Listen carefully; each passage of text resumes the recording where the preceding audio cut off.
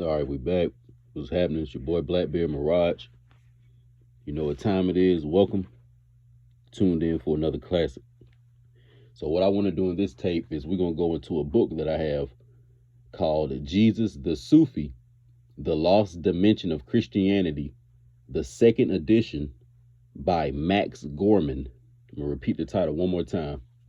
It's called Jesus the Sufi, The Lost Dimension of Christianity, second dimension by Max Gorman. Last name Gorman, Gorman. So this is the book that I'm going to be reading from. And this is the book that I've been studying these last few weeks. Just, going to a higher level of myself. So I wanted to share this with the men and women out there in the Mirage universe. And bring some greater understanding to some of the concepts that we may have learned in religion. That we may have learned in church, the synagogue, the mosque, the masjid, and wherever we may learn. But what we're going to do is go into some of the esoteric implications and truths behind some of these teachings, okay? Now, as I said before, I saw in the previous tape, some of us still are a little bit confused when I'm using terms like Islam, Isa, Yeshua, or Jesus. A lot of us still have a perspective coming from the church. And that's why I thought this book was very, very good to use, because the title is actually called The Lost Dimension of Christianity. And what this is going to go into is some of the true meanings of a lot of the parables and mysterious things that the man that we know of as Yeshua was saying. So you all gonna hear me also use different Paleo Hebrew or different indigenous names referring to this man. You're gonna hear me say Yahushua, you can hear me say Yeshua, you may hear me say the Messiah, but nevertheless I'm talking about the same man. So what we're going to do in this tape is I want to talk about the transition from the lower self to the higher self, because no matter what the religious culture is, that is the end game of all of this. Is to realize that not only do you have a physical self, but you also have a spiritual self. Okay. Now, when we read in Genesis that there was two creations, or in other words, there was two Adams. You had a spiritual Adam and you had a physical Adam. And when the Most High God, or the original creator, said, let us make man in our image, or let me make man in my image, what it's talking about is the way man thinks, the way man behaves, the way man creates, the way man operates, the way man interacts with his environment. So we don't want to think of a physical image, because the true image that we're talking about is the spiritual, immortal self, what we're going to continue to be even after this physical body sheds. Okay. So you have to understand, in previous tapes, I've talked about the Ein Sof, or in other words, the perfected self. So in other words, what we're talking about in this tape is being in the physical body, but understanding that you have a higher self, and you want to merge and become this higher self while you are still in the physical body. So it would almost be like a caterpillar knowing that one day it's going to become a butterfly. So it's already acting like a butterfly. It has already taken on the traits as the butterfly. It has already taken on the mindset as the butterfly. So in other words, it's already being a butterfly, yet it's still in the caterpillar stage, because it knows where it's going one day. I remember, like, when I was younger, I used to have older men tell me that, I'm going to be a man a whole lot sooner than I'm going to be a boy. So that means that what they were telling me is that you're getting older, you're getting closer to becoming a man, because that's the final stage of your humanity. So why not go ahead and prepare for it now? So what I'm saying is that when we leave these physical bodies, if we have obtained the wisdom, and if the Most High has put the divine light in our hearts, and we have been obedient to that, then we would have come to the realization and the consciousness that we have an immortal higher self that is going to continue to exist even after this physical body sheds on. And throughout the seven heavens, we're going to have different adventures and journeys we're going to go on spiritually. Okay. And possibly may even incarnate in a physical body again in the future. But nevertheless, you're not going to be afraid of death. Okay. And the man that we know of as Yeshua, or who we call the Messiah, let me go into this also. Now, we do know that there were a lot of cultures and civilizations that were around before a lot of our traditional monotheistic religions, that we'll say, such as Islam, Christianity, and Judaism. But I want you all to always remember that even in the ancient world, even during the times of Chaldea, Egypt, the Far East Asian cultures, etc., the original cultures all believed that there was only one God. And they did believe that this one God had different manifestations. But nevertheless, they knew that it was one God behind creation and that this God had no form and no image, and it was a spiritual God, pretty much. Okay. Now later on, you know, the descendants of those original people got confused, and they are the ones that included idol worship, ancestor worship, and all this other stuff. But nevertheless, the original indigenous population of the planet, those people knew that there was one God behind creation, and they had an understanding of that. And as time went on, they lost that knowledge. Okay. So what we're doing in this tape is just going into some of this history that was left behind in the gospel of Yeshua, because you got to remember that the gospel of Yeshua, it was not the New Testament. He was not carrying around a book preaching from the New Testament. He was getting the divine message straight from the Most High, straight into his own heart, and he was preaching this message. Okay, so we going into, you know, the esoteric breakdown of Yeshua's teachings, and ultimately we're talking about becoming the higher self while still in the physical body. All right. Now, you probably heard me use the term Sufi, okay? So that's because the title of this book is called Jesus the Sufi, the Lost Dimension of Christianity. Like I told you before, Islam, or what we know of as the spiritual practice or the spiritual system known as Islam, is the graduate studies program of what we know of as Judaism and Christianity. And you also have to remember that Islam is also the custodian system or the custodian culture that the Egyptians created after their civilizations and empires failed. So you got to remember that the Judaism, Christianity, and Islam, they didn't just come out of nowhere. You got to understand that they didn't just come out of nowhere. Judaism, Islam, and Christianity, those esoteric systems, believe it or not, are just a continuation of the ancient Egyptian or the ancient Mayan, ancient Incan, ancient Atlantean mystery system of that same understanding of merging the lower self to the higher self, because there really is no such thing as religion. So even when I'm talking about Islam, Christianity, and Judaism, we are talking about the esoteric perspective of these sciences. Okay. And ultimately all of it is talking about is resurrecting the lower self and going into the higher self. So an example of this would be with so-called black people, you know, figuring out who we really are as a people and trying to come to some type of an agreement of that with each other, and us resurrecting our original image and becoming our true self.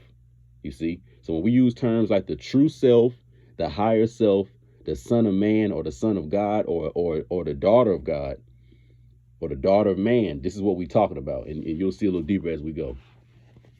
So remember now, what we're about to go into is Islam.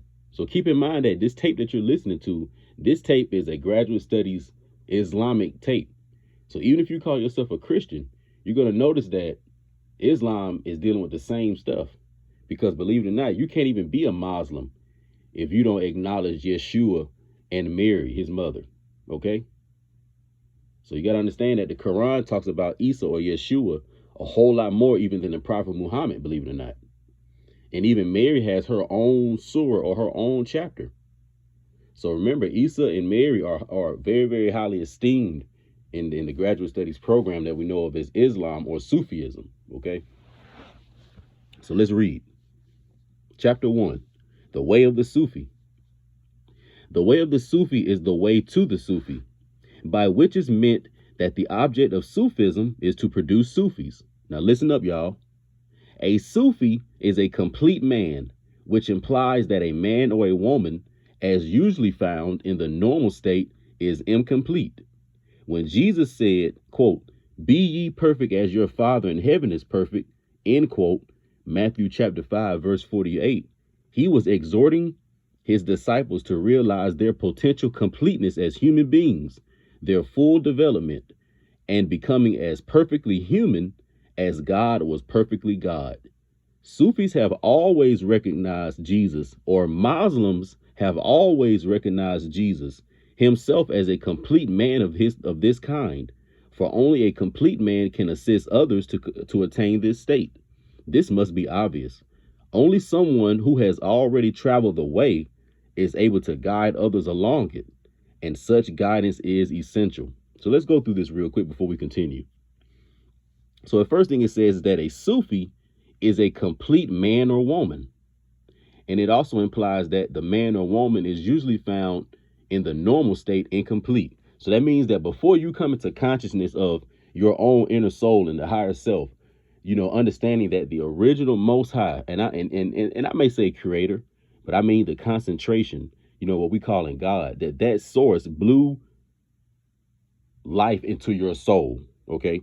Once you come into the understanding of that, and you merge that understanding with your physical brain, and you now start to live in that truth, then you have become what's called a complete man, a complete woman, or a Sufi. Now, the first thing I want to ask you is Sufism is a religion? It says right here that a Sufi is a person that is a complete man or a complete woman. So is being a complete man or a complete woman part of any religion? And shouldn't that be something that all of us aspire to? So the first thing that you just learned is that being a Muslim or being a Sufi or practicing Islam has nothing to do with religion. Let's continue. It goes on to say that Yeshua said, "Be ye as perfect as your Father is in heaven." Is perfect. And what he's really saying here is that he's telling us to realize that our potential completeness as human beings, to realize that, and to be perfectly human as God was perfectly God. So yes, it's going to be things that we're going to make mistakes and stuff. But the point is to be as perfect as we can as humans, not trying to be hypocritical and be fake holy and stuff like that. And act like we're not going to make mistakes, but meaning that you're always trying to be in your highest, your highest version of yourself. That's what we're saying. All right. All right. What then is this completeness that the Sufi refers to, and in what way are we incomplete? Only the Sufi adept himself is in a position to fully understand these questions. Nevertheless, it is possible to say something on the subject. Sufis or Muslims say that we are asleep in some way. In fact, their word for man is the sleeper.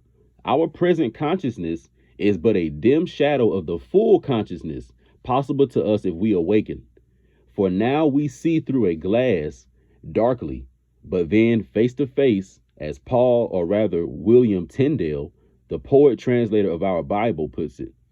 And as Yeshua himself, among his many references to sleep, both in his parables and elsewhere, says, "Awake, thou that sleepest, and arise from the dead, and Christ shall give thee light."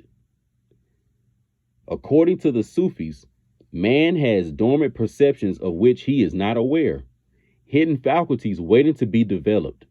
The light of his possible higher consciousness lies hidden under his bushel, as the Nazarene master expressed it. In his relative unconsciousness lies his incompleteness. To be complete means to be conscious, completely conscious. It also means to be reattached inwardly to the source of being and wisdom, God, from whom we have been separated. We can then become true participants in the universe, the real and spiritual universe to which we ultimately belong. So let's go through this real quick. So it first says that the Muslim says that we are asleep, and that the word for man is the sleeper, and that the sleeper ultimately is our present conscious state, but it is a dim shadow of the full consciousness that possibly lies within us if we awaken it.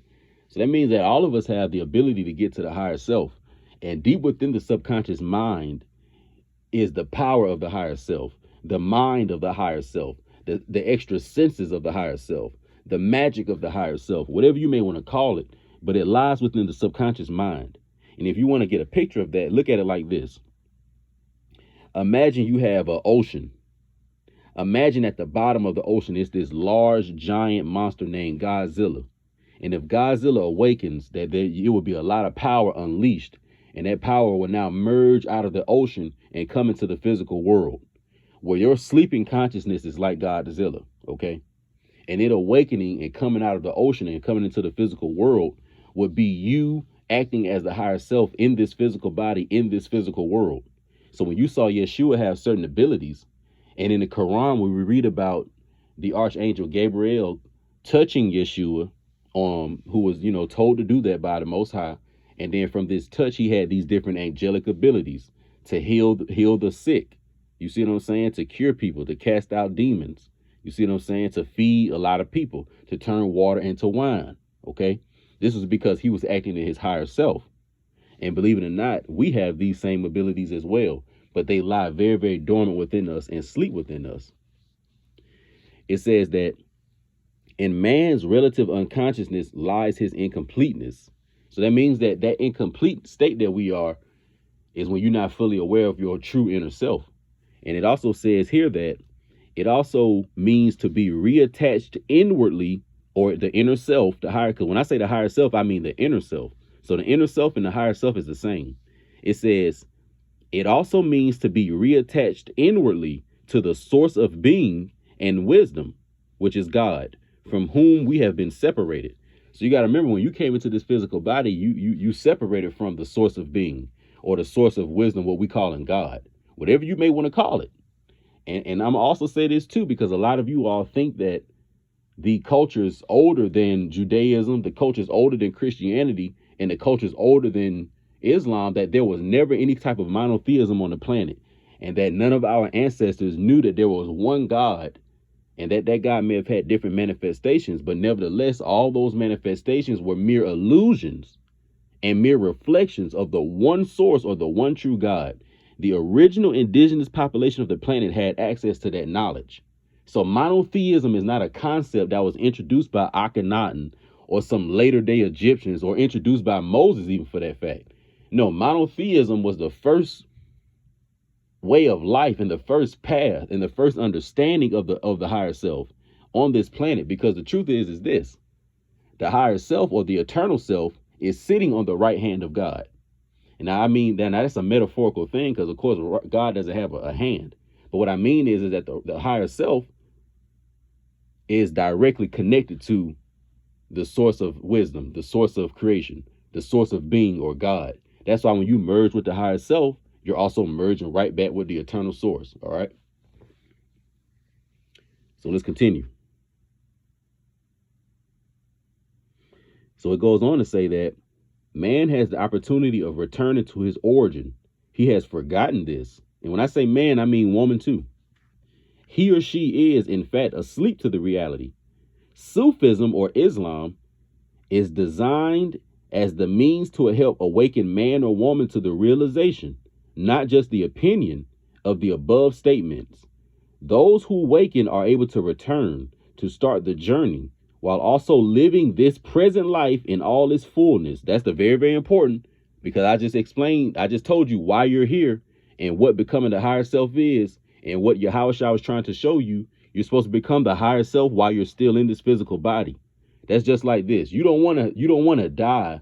And then when you start getting more knowledge in the spiritual world, you start realizing that a lot of your friends, when you was in a physical body that was talking all this weird conscious stuff, actually knew what they were talking about.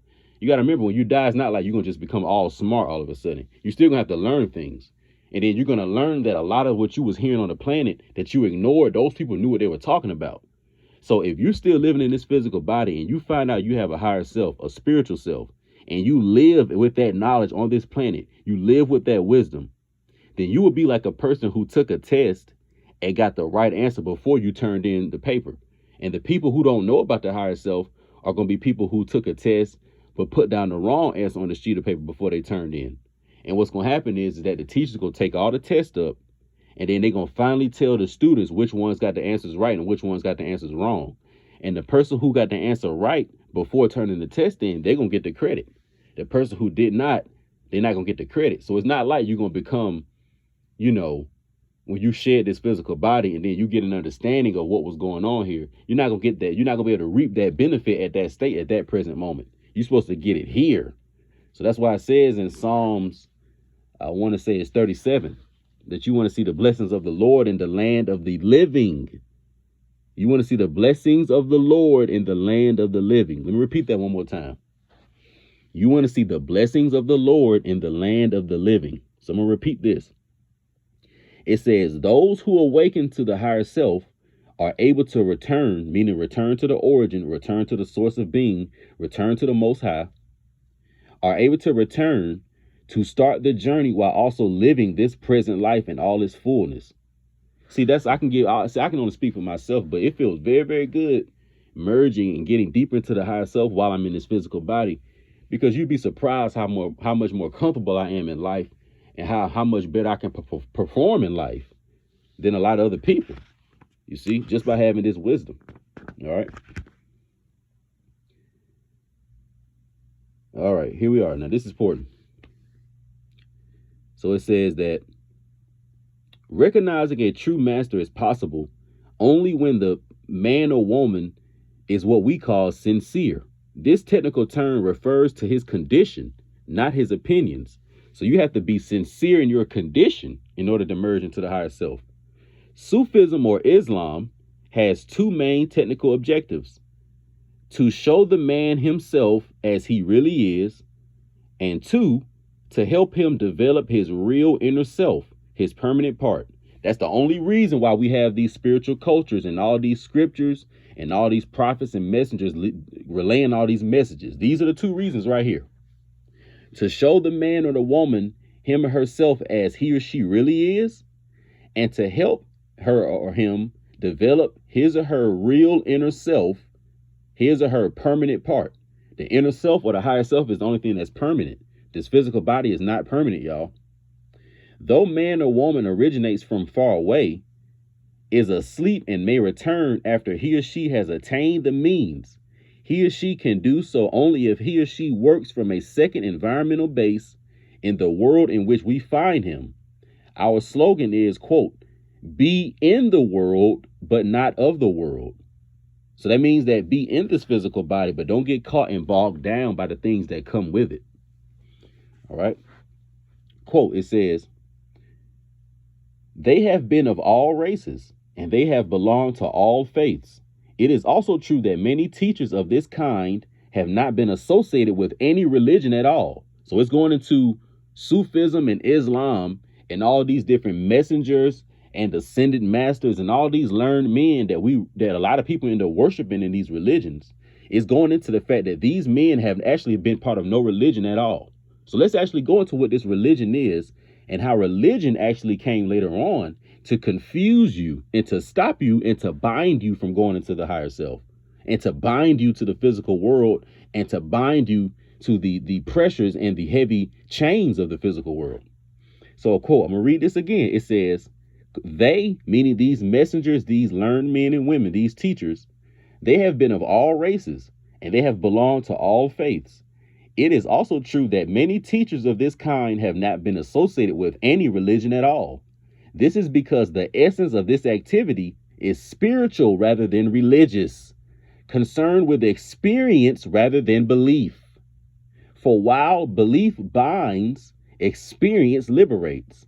It is relevant that the word religion is derived from the Latin religere, to bind.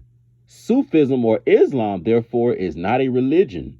The development of human understanding is a different kind to indoctrination, religious or otherwise." So what the author is saying here is that what we call in Islam, or what we call in Sufism, or in other words, this practice or this experience of merging the lower and the higher self, has nothing to do with religion. It says that the word religion derives from the term religere, to bind.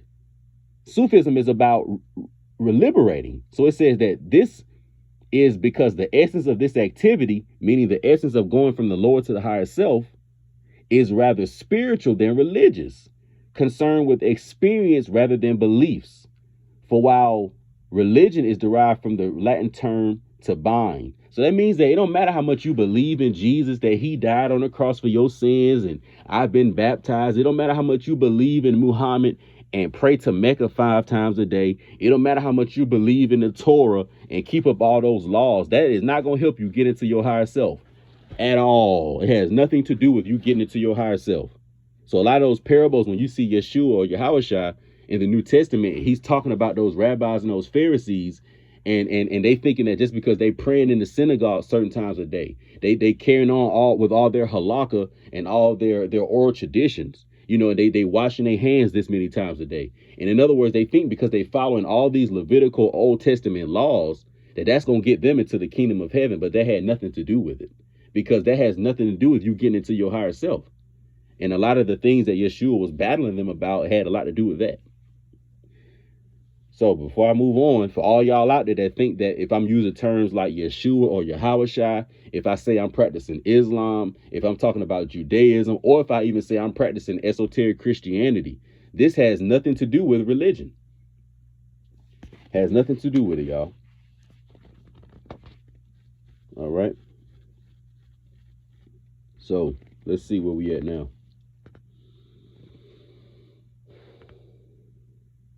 So let's talk about this information a little bit real quick in this paragraph. It says the earlier master is simply stressing the extra temporal nature of the source of Sufi activity. Its origin and essence are timeless. It emerges from eternity, from time to time, into time. My kingdom is not of this world, said Yeshua, expressing the same truth. Thus, all true inner schools are projected by and linked to the same extra dimensional source. Our objective is to achieve, by understanding of the origin, the knowledge which comes through experience. This is what the whole purpose of the Egyptian mystery school is. A lot of you all don't understand. Well, Blackbeard, why would you say that Islam is the modern day Egyptian mystery system? Well, if you read the book Stolen Legacy by George James, you will learn how the Moors, or the people that they call the Moors, okay, which were on all continents. And also when we use the term Moors or Moorish, we're talking about the ethnic or the ancestral origin. We're not talking about the nation, because you could be a Moorish person or have Moorish features, but ain't no telling what continent or what nation you're from. So these Moors that I'm talking about right now, in the Egypt that I'm talking about right now, may have been in the Levant. But please believe that there were Moorish people also in America, but their nationality was American. But nevertheless, our Moorish ancestors, when Egypt was starting to fall, a lot of that information was repackaged, hidden. The esoteric literature was changed, and they created new cultures and new mystery schools. And one of them is what you all know of as the Moabite or the Old Torah, or the Egyptian mystery system of the Pahath Moab. All right, because you got to remember also that the Hebrew people lived and they never had a nation until King Solomon erected one. And when King Solomon had his nation, he was in league with Libya, Egypt, Tyre, Sidon, and the Phoenicians. So in other words, it was all these nations that came together. And after King Solomon had that vision of the Antichrist that I talked about in previous tapes, he said, I don't want this nation to even exist no more. So that's why after King Solomon died, it pretty much went down the toilet. So don't even come to me and say that the nationality is Israel, because believe it or not, Israel was not even a nation for that long. And even when Moses went to the mountaintop and came down with the Torah, you got to remember that the Code of Hammurabi and different laws and different governmental structures and ways of civilization, that was already created by older Hamitic lines. You see?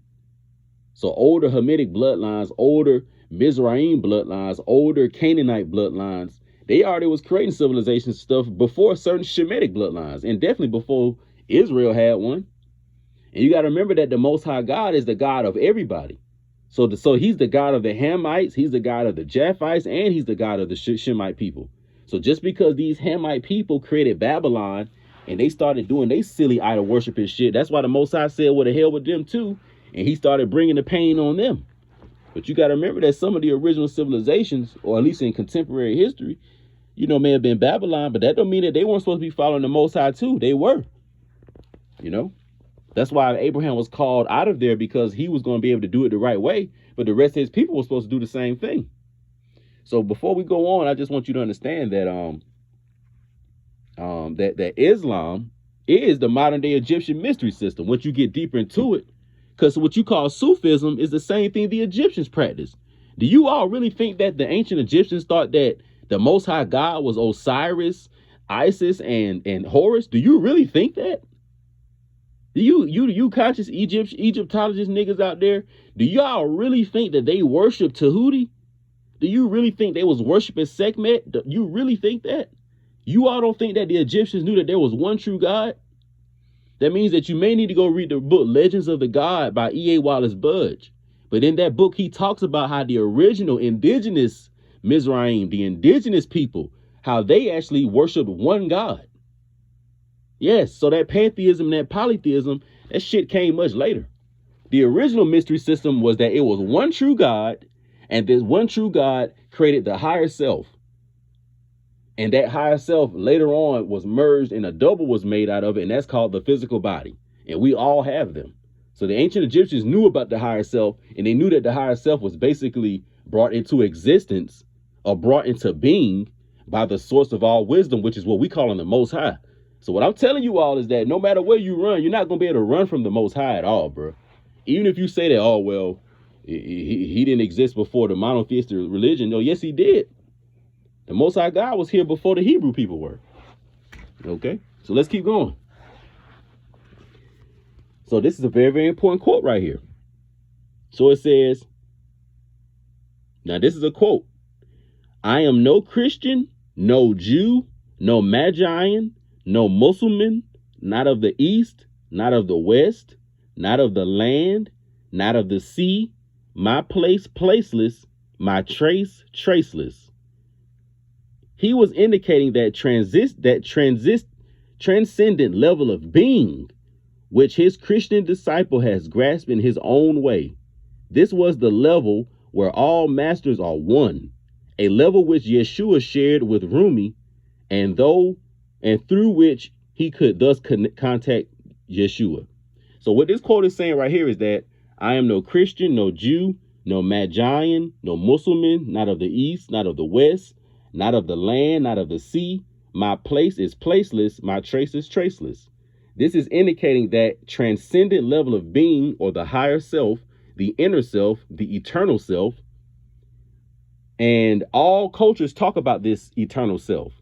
So yes, in the Hebrew culture, their messianic figure is the man that we know of as Yahushua. In the Mizraim culture, their messianic was the figure that we know of as Heru. So we don't want to be disrespectful to other cultures and say that, oh, well, no, the Hebrew, he was the man, or the one that the Babylonians had, he was the man, or the one that the Sumerians said he was the man, or the one that the Mayans said he was the man. All cultures have a story of a messianic figure that was born from an immaculate conception. And one of these cultures, it actually happened in real history. Which one is it? I don't know.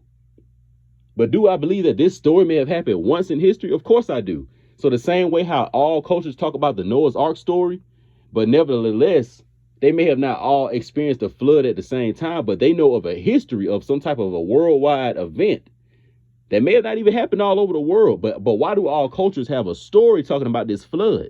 So that means that there got to be some type of truth to it. Well, it's the same with this story about this immaculate conception and this messianic child being born from it, and this man being a man of righteousness. There got to be some truth to it, y'all. Now, which culture did it happen with? I don't know. But I do know it happened with one of the nations of the old world. So let's keep going. Let's keep on going.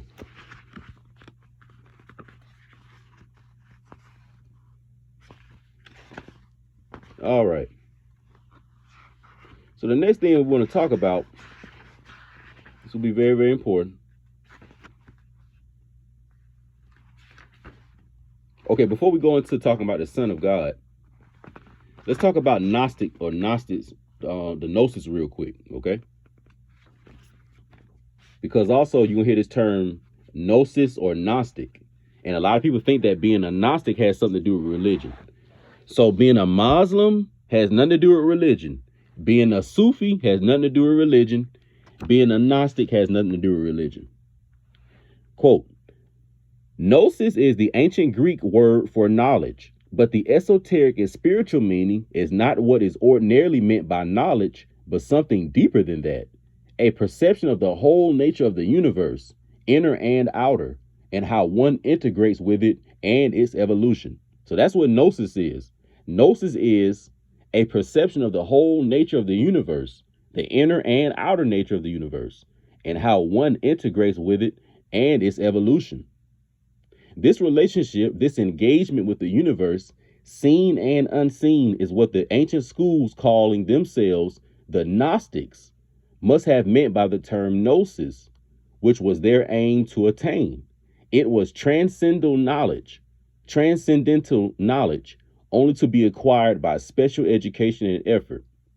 The normal condition of man, according to the Gnostics, is one of agnoia, or ignorant sleep, a state into which he has fallen, unconscious of his origin, identity, and destiny. Who does that sound like? Don't that sound like so-called black people? It says that the normal condition of man, according to the Gnostics, is one of agnoia, or ignorant sleep, a state into which he has fallen, unconscious of his origin, identity, and destiny. So now you all understand why the so-called indigenous people of the planet that's labeling themselves black people, why we're in this state right now. Because we're all supposed to be going through the Gnostic, Sufic process of merging the lower self into the higher self. All of us are. That's why we're the one going through this shit right now. That's why those Deuteronomy curses in the Old Testament is talking about us. We are the people up to bat. So you know how at a baseball game, when everybody's sitting in the dugout, but the person that's up to bat is on them, and they either going to strike out or they're going to hit the home run. Well, imagine all the different ethnicities and nationalities on the planet sitting in the dugout. And imagine the first people who were put on this planet, the first population, the original indigenous autochthonous Moorish peoples. Imagine us up on the plate right now. And it's time for us to bat to see if either we're going to do the home run or we're going to strike out. And the whole world is watching us right now. It says, he has become hypnotized by this world. The black man has, and the black woman, which he or she takes to be the only world and suffers from a kind of amnesia. He has to awaken and return to himself, his true self, and reunite with the universe and its creator. Appropriately, the Gnostics call this state the reunion. So you know what the real family reunion is? This is it right here. It says he has to awaken and return to himself, his true self, and reunite with the universe and its creator. So this is what the so-called black man and black woman of North America is supposed to be doing. Merging the lower self with the higher self. Returning to the universe and returning to the source of wisdom within the universe. Becoming a Gnostic. Okay? So now let me ask you this question. We just said what Gnosticism was, or what Gnosis is. It says Gnosis is a perception of the whole nature of the universe, inner and outer, and how one integrates with it. Does this sound like a religion? So now you know that Gnosticism is not a religion. Now you know that Sufism is not a religion. And then now you should know that Islam is not a religion. So now let's go to this. This is one of my favorite chapters called The Son of God. Yeshua never used the term, quote, Son of God to describe himself, though it was occasionally used of him by others.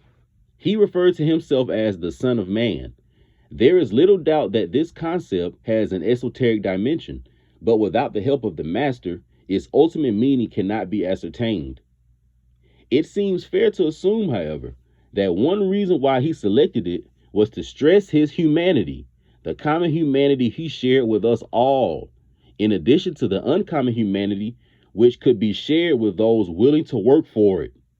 The term appears simultaneously to express representative man and man, the herald of man to come. So the first thing I want to say is that Yeshua never referred to himself as the Son of God, but more so the Son of Man. And it says the reason is he wanted to stress his humanity. Why? Because Yeshua was a man. He was born of a physical mother. He had to go and use the bathroom just like us. He got musty if he was out working in the field, just like we did. He had to drink water like we did. He had to go and take a nap because he got tired like we did. If he got cut, he would bleed like we did. So in other words, what I'm saying is that he was a regular man like us. He just managed to merge into his higher self. It says that while the four canonical Gospels contain nothing to help us in understanding the Son of Man, the other Gospels give us revealing indication in its meaning. In the Gospel of Mary, discovered in Egypt in 1896, we read, quote, Yeshua saith, take heed lest anyone lead you astray with his words, or with the words, lo here or lo there. For the Son of Man is within you. Follow him. Those who seek him will find him. So the first thing we got to peep with is that Yeshua said, the Son of Man is within you. Follow him. Those who seek him will find him. So the first thing you got to understand is that the Son of Man, or the daughter of man, because I don't want to leave the women out, is within you. Yes, it's within you. So then it goes on to say, the Nassems speak of a nature of man at once hidden and manifesting itself, which they say is within man, and is the kingdom of heaven which is sought after. Here, taken together with the same from the Gospel of Mary, we have a most significant connection between the Son of Man and the kingdom of heaven. Finally, in the Gospel of Thomas, saying 106, Jesus said, quote, when you make the two one, you shall become sons of man or daughters of man. Keep that in mind, y'all, because there are a lot of Christian people that think that Yeshua is the only begotten Son of Man or the only begotten Son of God. First of all, the Most High God does not beget. He does not have sex. Okay, the Most High God is not physical. Yeshua was born of a physical mother. All right. So here it says, here the master instructs his disciples and us in esoteric psychology, pointing the way to further development. The inner must be joined to the outer to form the complete man. What did I just say? The inner must be joined to the outer to form the complete man. Essential wholeness is essential. And Yeshua says, if you bring forth that within yourselves, if you bring forth that within yourselves, that which you have will save you. This is what Yeshua said. So a lot of y'all are looking for Yeshua to return and save you. But this is what he said. He said, if you bring forth that within yourselves, that which you have will save you. Referring to the emergence and evolution of the essence, the heart must awaken and arise. The perennial Sufi message. Okay? So Yeshua is telling you that what you have inside of you will save you. All right? If we now look at the term Son of God, as it was used by Yeshua and others, we will see that it refers to the same state of human being as Son of Man, but with the accent on the particular relationship to God, which this state entails.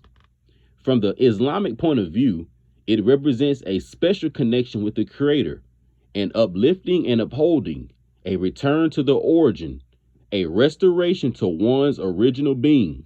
So now you about to understand, well, what is this term, the Son of Man or the Son of God, the daughter of man, the daughter of God, the sons of God, the daughters of God? What does that term mean? Because we hear Yeshua call himself the Son of Man, but sometimes you also hear that term, the Son of God. The first thing you need to realize is that the term Son of Man and Son of God mean the same thing. And the second thing is that the term Son of Man and the term Son of God means a return to the origin or a restoration to one's original being. So when you see a man or a woman and they're in their higher self, in their physical body, they are a son of man or a daughter of man or a son of God or a daughter of God, because they are a physical person in the higher self. So that's what the Son of Man or a Son of God is. It's when you become your higher self in the physical body. So then it goes on to say, so it says that from the Sufic or Islamic point of view, it represents a special connection with the Creator, an uplifting and upholding, a return to the origin, a restoration to one's original being. There, suffused in eternal spiritual power, the soul takes up its true level of life. Their identity is not diminished, but increased and intensified by closeness to its source. Individuality becomes more iridescent, for the nearer we are to God, the nearer we are to ourselves. Conversely, the nearer we are to ourselves, the nearer we are to God, which is what Yeshua meant when he said, and the kingdom of heaven is within you, and whosoever knoweth himself shall find it. And having found it, ye shall know yourselves, that ye are the sons and heirs of the Father, the Almighty, and shall know yourselves that ye are in God and God in you. There can be no more unequivocal statement on the nature of a, quote, son of God by one of his sons than that. He must know himself. So as we just said, the Son of Man or the Son of God is one who knows his true inner self, his true higher self. Also, it says that your identity when you go into the higher self is not diminished, but it is increased and intensified because you're close to the source. So remember how I was saying that when your higher self is sitting on the right-hand side of the Most High, that's what's going to happen. So it says that you're going to be so in tune, not only with your individuality or yourself as in who you are spiritually, but you're also going to be in tune with the original source of wisdom, okay? The source of all light, the source of divinity, okay? And it clearly says right here, conversely, the nearer we are to ourselves, the inner self or the higher self, the nearer we are to God. And in the quote, Jesus said, and the kingdom of heaven is within you, and whosoever knoweth himself shall find it. So the kingdom of heaven is also the realm of the higher self. The kingdom of heaven is the realm of the Son of Man. The kingdom of heaven is the realm of the Son of God. So that higher consciousness that you are in, that new state, it's almost like you in a whole new dimension. I know when I started awakening and getting into the higher self, when the consciousness started to shift and vibrate much higher, it's almost like I'm in a new world. So when they say things like be in the world, but not of the world, or when some brothers say like, man, I'm here, but I ain't even really here right now. They have basically merged into the higher self and they are in the kingdom of heaven. All right. So this is very, very important.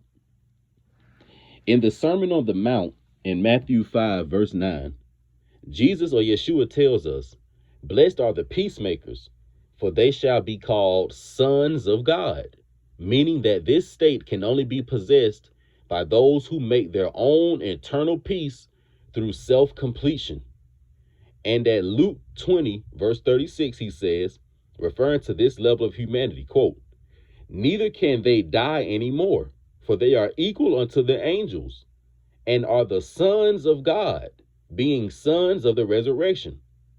Resurrection is that inner arising as a result of spiritual work after a certain kind of death.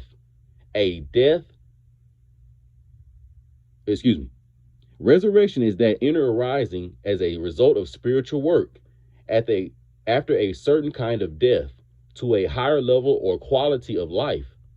It is interesting to notice that the Indian mystic Sarvepalli, I can't pronounce his last name, after studying Christianity comes to a similar conclusion. So this is what the Indian mystic said about esoteric Christianity. He says, the resurrection is not the rise of the dead from their tombs, but the passage from the death of the lower self to the life of a higher self, from slavery to the world to the liberty of the eternal. Let me repeat that one more time, because this is what esoteric Christianity is. This is also what the riddle of the resurrection is, because after I say this, we're going to talk about something and then we're going to end it.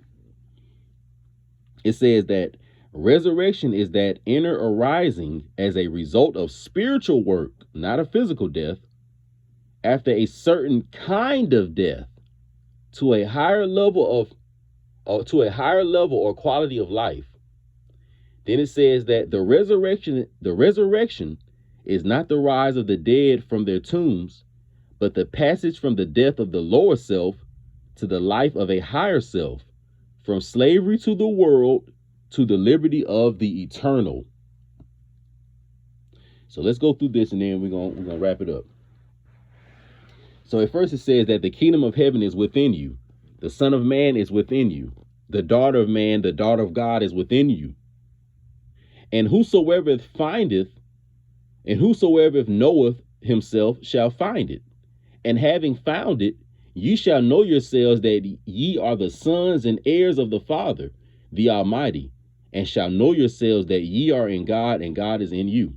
So I already know that the Most High God already put the divine light inside of you. You see what I'm saying? And your way to the higher self is already inside of you. The kingdom of heaven is inside of you, and that is the heir that you are waiting. That's the inheritance that you're waiting for. So that's why the Moorish thing, when you get your nationality and they talking about birthright and inheritance, not only is it a physical inheritance, but it's also a spiritual inheritance that come with that. You see what I'm saying? Going on, it says that you must become one of the sons of God. So the Most High has plenty of daughters and sons. He got plenty of people who get into their higher self. So there is not just one son of man or one son of God. That's a Christian That's a Western Christian, Roman Catholic, pagan Babylonian concept, idol worshiping concept, that there's only one Son of God, and that Yeshua is God incarnated. No, he's not. He's a man who was touched by the angel and given the ability by the Most High God. But he was a physical man, okay? And it goes on to say this: the resurrection is not the rise of the dead from their tombs, but the passage from the death of the lower self to the life of a higher self, from slavery to the world to the liberty of the eternal. Now, what's very, very important about that is that most Christian people, they think that Yeshua was crucified and he was killed. And I talked about this in the previous tape when I dealt with the mysteries of Yeshua and some of the secrets of Islam. And what we learned when we studied the Quran is that not only was Yeshua not crucified, but he was also not killed. But it was made to appear that he was killed. And we know when we read in the New Testament, Yeshua gives the Pharisees who were bothering him and basically kept nagging him. And they was asking him, Master, can you give us a sign as to who you really are? Because you keep saying that you're the Son of Man, but give us a sign. And he told them that the only sign that they would get will be the same miracle, that he would have the same miracle that Jonah had. And he told them that as Jonah was 3 days and 3 nights in the belly of the whale, so shall the Son of Man be 3 days and 3 nights in the heart of the earth. And in order to understand this mystery that he was telling them, so you can know the miracle of Yeshua, you have to understand the story of Jonah. And in the story of Jonah, long story short, what happened is Jonah was a man who was a good messenger. He was a prophet, okay? So he probably was a brother like us. And the Most High wanted to use him to go to the city around Babylon, Babylonian kingdom or city by the name of Nineveh, if I'm not mistaken. And these people were very, very, corrupt and on a lot of bullshit, almost like the United States. And he was told to go to those people and tell them to get their act together because the Most High God was going to destroy them. And him looking at those people knowing, man, these people not going to listen to me. These people are stuck in their lower self. They don't give a fuck about spirituality. All they care about is carnal things such as money, orgies, idol worshiping, and all this other shit. Like, I'm not going to go waste my time dealing with them people. So he tried to evade it. By evading it, long story short, he goes and ends up on a boat with a crew of men. And the crew of men are familiar with Jonah, because he's a very, very pious man. And they know him for being a very, very pious, righteous man, praying all the time and stuff. So while they're on the boat, it's a storm. And the people are very, very worried. And they want to know that who's on this boat. Have they done something wrong lately? Because why has God got this crazy storm out here? And Jonah pretty much tells the man that, man, the Most High God pretty much is after me. Because I was supposed to go and, preach to some people in Nineveh. I didn't do it. And it looks like he's going to take me out for, evading my call, because when you don't follow your destiny, it's going to follow you. So he told the men to throw him over the boat and, so it'll save everybody from being killed. And those men was like, no, we're not about to do that. We're not about to throw you over this boat in the middle of the ocean while it's this storm because you're going to end up dying. You know what I'm saying? Tell them what's going to happen to you. And they said that in order for us to really figure out, what happened, we're going to use our system of, figuring things out. And if it does come to the fact that, Jonah, that you did something, that we may have to throw you over. We don't want to do it because we don't even know you for being a bad guy. So anyway, they come through and they find out that it was Jonah and Jonah had made a mistake. So, the men had to throw him overboard. But you got to keep in mind when they threw him overboard, I want to ask you a question. Was he dead or was he alive? He was alive. So after Jonah was thrown overboard, he's in the water, and then a whale comes and swallows him up. And for 3 days and 3 nights, he's in the belly of the whale praying to the Most High God because he's scared as fuck. He's like, God, please save me, So for those 3 days and those 3 nights when he was in the belly of the whale, was he dead or was he alive? He was alive. After 3 days and 3 nights, the belly of the whale being his home, he is spit up onto the shore of the beach. And he gets up and says, oh, man, wow, that's a miracle. When he stood up, was he dead or was he alive? He was alive. So the miracle of Jonah is that for 3 days and 3 nights, he was in a situation where he should have died. meaning that he was in the water in the middle of the ocean during a storm. He was swallowed up by a whale, and for 3 days and 3 nights, he was in the belly of the whale. So any regular person would have thought he died, right? Well, Yeshua says that the same thing that happened to Jonah is going to happen to me, meaning that I'm going to go through a situation where it's going to appear that I'm going to die. And for 3 days and 3 nights, and after 3 days and 3 nights, I'm going to rise, and I'm not going to be dead. So let me ask you this. When they took Yeshua and they beat him up and all this stuff, put him on the so-called crucifix, right? Was he dead or was he alive while he was on it? He was alive, right? They took him down. They wrapped him up real fast because you got to remember that the rabbis and the Pharisees were trying to hurry up and attend to the Passover. They were trying to hurry up and attend to the Passover because, one, they knew that all the people really followed Yeshua or Yahushua. And they didn't want the people to find out that they really had crucified him. So they wanted to hurry up, and they were very, very sloppy. It's almost like if a person committed a crime and they was trying to hurry up and get off the crime scene, you know, they're going to fuck around and leave their fingerprints on something. In other words, they're going to leave some type of a trace that either they were there or it's going to be a sloppy job. You see what I'm saying? So that's what the rabbis did when they tried to kill him. They tried to hurry up, you know, put him on the cross and then hurry up and take him down, wrap him up, and put him in the mausoleum, right? So after they wrapped him up and put him in the mausoleum, this is my question for you. For those 3 days and 3 nights, was Yeshua dead or was he alive?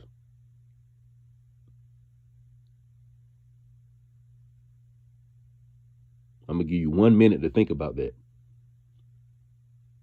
When Yeshua was wrapped in the mausoleum for 3 days and 3 nights, was he dead or was he alive? Now, I don't know if that was a minute or not, but for us who have an Islamic graduate studies program degree, we know that he was alive. But for us that still have a undergrad Old Testament Judaic or an undergrad Western Christian Roman influence understanding, we probably think that he was dead. But Yeshua said that as Jonah was 3 days and 3 nights in the belly of the whale, so shall the Son of Man be 3 days and 3 nights in the heart of the earth. So if Jonah was alive for those 3 days and 3 nights while he was in the belly of the whale praying, what I'm telling you is that Yeshua or Yahushua was alive throughout the entire situation, and he was even alive for those 3 days and 3 nights while he was in the tomb, or in the mausoleum rather. And it was made to look like he was dead. How many times did a nigga get shot or something in the streets, and you may have saw the shootout and everybody scattered, and when you left the shootout, you actually saw the guy fall. But then you find out a few days later that he actually survived. But when you left the scene, you could have swore he died. How many times, for my niggas out there that watch Unsolved Mysteries, shout out to my brother, how many times have we seen Unsolved Mystery and they talk about those miracle episodes where somebody was either struck by lightning or had a near-death experience or something like that, and you know, and they almost saw the white light, but then they returned, and then they came back to their physical body. How many of them stories have we heard before? So if we've heard those stories from just regular people, what if I told you that the Christians actually misunderstood what happened? And what if the so-called Jews misunderstood what happened? And what if the Most High God used that situation and disguised it and made it appear as if Yeshua died? But when they wrapped him up and put him in the mausoleum, what if his body was being tended to by the angels? Just like it says after he was in the wilderness for 40 days and 40 nights. And after he was tempted by the shayateen, the angels came and tended to him to help recover him and help him revitalize himself. Because you got to remember, Yeshua was a physical man. So what if I'm telling you that he was alive the whole time? He may have been still breathing the whole time, even on the cross, even when they were stabbing him and all this stuff with the spear. And they pulled him down. He still was alive the whole time. And they hurried up and wrapped him and threw him in the tomb or in the mausoleum. But yet and still, he was alive the whole time. And then Mary comes the next day. The door of the tomb is removed. And all of a sudden, it's this man in there in disguise. And in all four of the Gospels of the New Testament, they all end with this mysterious man in disguise showing up to the apostles, showing up to Mary. And they say that this man is in disguise. He comes and says that, I know you all are here looking for this man named Yeshua, but he's not here. And then he leaves. Who is this man in disguise? Who was that man sitting in the garden when the apostles and Mary already got there? Who was that gardener? Who was that man in disguise? I'm here to tell you all that that man in disguise was Yahushua himself. And he didn't want to be seen because he knew them dirty ass rabbis were still out there. And if they found out that he was still alive, they may have tried to come back to get him. Because he was a physical man. He was not an immortal God. Okay. And he was only touched and given those powers by the Most High God. And the miracle was that they tried to kill the brother, but they didn't. And he survived it for 3 days and 3 nights. So when Yeshua is talking about the resurrection, he's not talking about when they thought they crucified him and then he rose in 3 days and 3 nights. That's not the resurrection. The resurrection he's talking about is going from the lower self to the higher self. That's the resurrection, y'all. Because he never died. You can't resurrect if you're not dead. So the point is this. The only thing that's dead is your consciousness.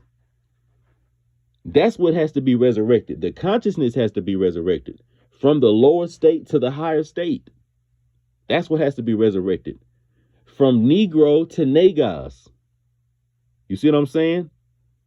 From a whore to the empress. From the nigger to the emperor. You see what I'm saying? That's what has to be resurrected. We must go from the lower self to the higher self. From black people to Moorish indigenous Americans. Or however whatever ethnic ancestral term you see yourself as, by us acknowledging ourselves as Americans in the spiritual image and the physical image that the Most High put us in. So that's what this whole thing is about, y'all.